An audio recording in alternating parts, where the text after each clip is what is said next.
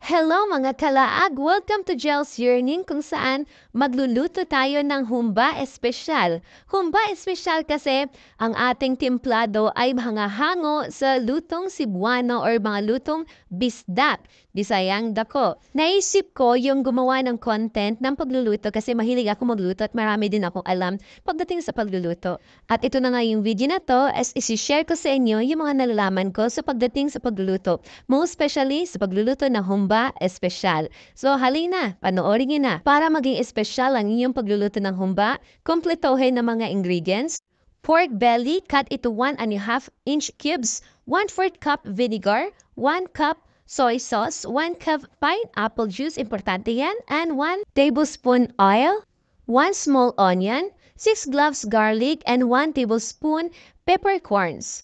Ang pagluluto ay nakakatanggal ng stress at the same time nakapagbigay din tayo ng saya sa tiyan ng ating mga pamilya. At ito na nga sisimulan na lang natin ang ating pagluluto ng humba Bisaya, humba espesyal. Let's go! Hi guys! Andito na nga tayo sa TV at magsisimula na tayo magluto. Ready na ba kayo? Kasi ako ready na. With matching costume pa yan guys. So, eto na nga. Huwag niyong kalimutan i-subscribe or i-follow niyo naman ako. Kasi panay kayong views ng views. Yung iba naman hindi nagpa-follow. I-follow niyo naman ako, bebe. Makatulong lang kayo sa kalikasan. Ay, joke ko. So, simulan na tayo. Yan, ito na nga yung ating humba espesyal. Lutong-luto na yan. Pero, babalikan natin, sisimulan natin kung saan tayo nag-umpisa sa pagkabata or di kaya sa pagluluto, paggagayat ng mga sibuyas, mga ingredients. Ito yung mga ingredients natin kanina, nabanggit ko nga kanina. Ito din yung karne natin. Ayan, chop na yan. At ramdam na natin yung kolesterol sa ating katawan pag kinain na natin yan. Okay, so sisimulan na natin, lagyan na natin ng asukal. Yan, brown sugar po. Kailangan yan. At lagyan din natin ng toyo. Yan, nilalagay na natin yung toyo. Soy sauce lang, kahit anong toyo. Yan, lamas-lamasin. Lamas-lamasin natin ng maigi para pumanunuot yung toyo at sugar sa ating karne. So, pwede kang, walang hand gloves. Kung ikaw naman ang kakain, pwedeng magda-gloves kung ipapakita mo sa madlang people. Ayan, kasi parang wala na tayong bashers. Ayan, ready natin. Tinakpan natin ang ating karne para po mag-marinate. Niready na natin ang ating frying pan, yung kawali natin. Yan, nilagyan na natin ng konting mantika. Huwag masyadong marami. Yan, konting mantika lang. Kasi syempre, ang ating mga cholesterol sa ating katawan. Yung nilagay na natin ng ating marinated karne. Yan, nakamarinate na yan. Itabi natin, isa-isahin natin para medyo humaba-haba ang ating video, di ba? Isa-isahin natin paglalagay. Yan. Tapos, after nyan is, lutuin lang natin. Wala pong mantika yan kasi ang ginigisa natin dyan is yung sarili nila or sarili niyang mantika. Sariling mantika ng ating karne. Ayan. Parang ginagawa natin dyan is piniprito natin. Mas masarap kasi guys yung pritong humba, hindi mo didiretso yung lulutuin yung karne, hindi mo agad timplahan kasi ang gagawin is medyo piprituhin natin kaunti, tapos lulutuin natin kasi mas masarap yun, mas nanunuot yung lasa. Nilagyan natin yun ng toyo. So, tinanggal natin yung medyo half-cook ng pagluluto at ngayon is nilalagay na natin yung ating bawang. Yan, yung 6 na bawang natin. Tapos, after ng bawang, syempre susunod si sibuyas. Ayan, si sibuyas natin. Lutuin natin, halo-haluin na natin para manunuot yung amoy, yung bango ng ating mga spices, sibuyas at bawang. Hindi yan maghihiwalay guys. Hindi gaya ng gaya ng inyong jowa na iiwanan ka lang isa. Kailangan magsabay-sabay yan, magsama-sama yung sibuyas at bawang. Ayan. So hanggang nagiging brown siya, yan, medyo nagluto-luto na siya. Haluin mo lang lagi. Halo. Ayan, halo-halo lang tayo. Tapos, antayin natin maluto si bawang at si sibuyas para maramdaman yung aroma. Maamoy mo ang aroma at maamoy ng ating kapitbahay. Magbula sila, ano kaya niluto ni Miss Cebuanang Laagan? Ayan, ramdam na ramdam, amoy na nila yan. Ayan, so halo-halo lang tayo guys. Habang naghahalo is kumakanta tayo ng Bukid, walang papel. Ay, joke. So, ito na yan. Nilagay natin ng kaunting mantika. Kaunti lang guys ha, kasi yung mga puso natin, yung ating cholesterol. So, ilagay na natin yung ating half cook na karne. Yan yung niluto natin kanina. Nilagyan din natin ng oyster sauce. Ayan, pang palasa, pang pasarap. Tapos nilagyan natin ng dahon ng laurel. Yan, pang patanggal lang sa yan guys. Yung dahon ng laurel. Huwag niyong damihan kasi masyado nang magiging adobo na yun.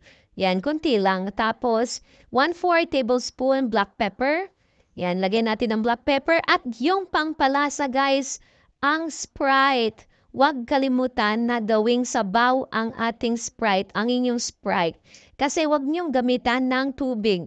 Kasi malalabnaw, hindi masarap. Mas masarap po sa lahat ng bagay po pag naglalagay ka ng sarsa or ng sabaw ng pagluluto is Sprite ang gamitin ninyo.